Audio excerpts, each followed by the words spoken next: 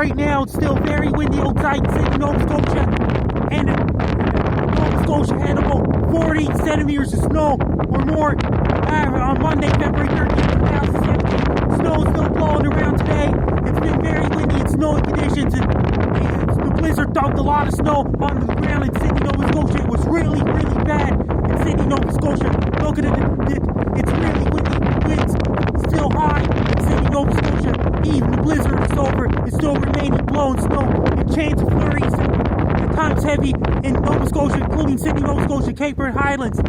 Since it's been blowing around, it's causing a lot of blowing snow, drifted snow, reduced visibility. I had to go outside a couple of times yesterday just before the blizzard started on Monday afternoon, Sydney, Nova Scotia.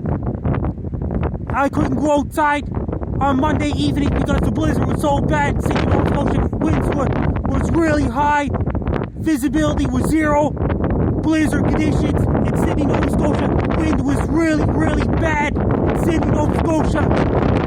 Wind is gusting very high. There were big waves crashing on it. Sydney Harbour, near Whitney Pier area. Waves are pretty big in the Sydney Harbour near Whitney Pier area.